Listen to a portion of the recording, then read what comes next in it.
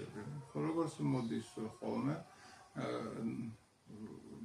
ნაბახუსებია ძალიან ალბათ იმ ევროპული დარბაზიდან გამოდის ამ გოგონებს უვლის, როგორც არ ვიცი, როგორც ქორი ციცილებს დაძდეს ესე და რომ ლაუნჩი ვიჭეკი და ხმა მომესმა და ეს რომ ავდექი გამოვედი შევხედე რომ ეს ქალბატონები ზიან გასუსულები არიან, ეშინიათ 1-20 კაცი იქნებოდნენ. ეს თრალი ადამიანი მიადგა გაღვეთქული სახით და ეჭიდავება რომ უნდა რომ გაიყვანოს საცეკვაოდ. ხო და არც ვაცი, არც ვაცხელე ვეცი უცბად და გამოვიყვანე რა, განერვიულდა.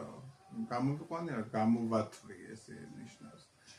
ხო და მეთხარ არ დაგინახო იქ მისული. წავიდა ისე და ახლა მე სადაც ვიჭიქი მეგობრები იჯდნენ ბევრი და ჩემი კოლეგებიც იმის პერიოდი იყო, რომ საუბრობ ვიკრიბებოდით ხშირად რესტორატორები ჩემთან რუსთაველზეა ეს რესტორანი იყო, ახლა არ ვიცი არის ხო არ არის.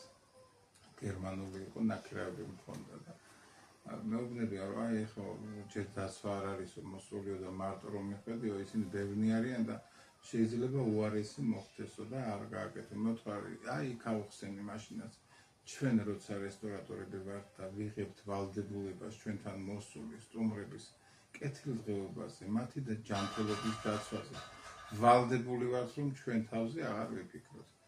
ამ საუბარში ვარ და კიდე მესმის ხმა და ისე ხელმეორედ ცდილებული გავხდი რომ ის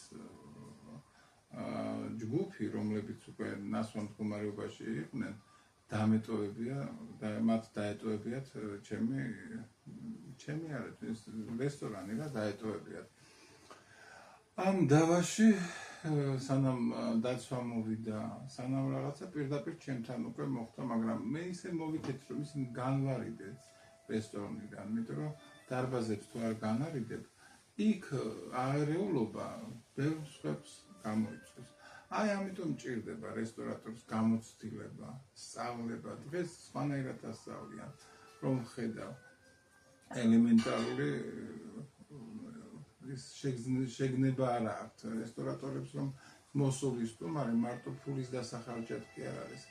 ის შენ ოჯახშია მოსული და შენ ისე უნდა მოეფერო, რომ მან ისიამოვნოს, კარგი დრო გაატაროს და წასული შენიდან ფიქრობდეს, რომ აი მე რა კარგი დრო გავატარე. აი ამას ურჩევ ყველას და თვითონ მომხმარებელს და სტუმრებს, ვინც დადის რესტორანში და აკეთებს წვეულებებს, ხომ?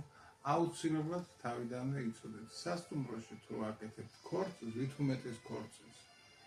ხო, არავითარ შემთხვევაში ამ მთლიანად უნდა დაიჯავშოს მთელი სასტუმრო, რომ იქ უცხო ადამიანების სხვა არ ტრიალებდეს. ვით უმეტეს ქორწილი ისეთი სპეციფიურია, თუ დიდი ქორწილია, ვით უმეტეს მქონია 500, 600, 1000 კაცი ამ ქორწილებიც გამიკეთებია და ძალიან დიდი ღონისძიებები იყო და მოყვანილი სტუმრებიც ბევრი მყავდა, მაგრამ იქ ფეხ ჩაუხრელად უნდა ილიჯდეს პერსონალი. აი პერსონალის მინუსია, როცა აქ ხდება არეულობა. თუ გინდათ ის ქორწილი ხო ახლობლები არიან, უფრო მეტად იქაც უნდა გაერიო და გაიგო რა ხდება. განეიტრალება უნდა მოახდინოს სიტუაციის თავიდანვე.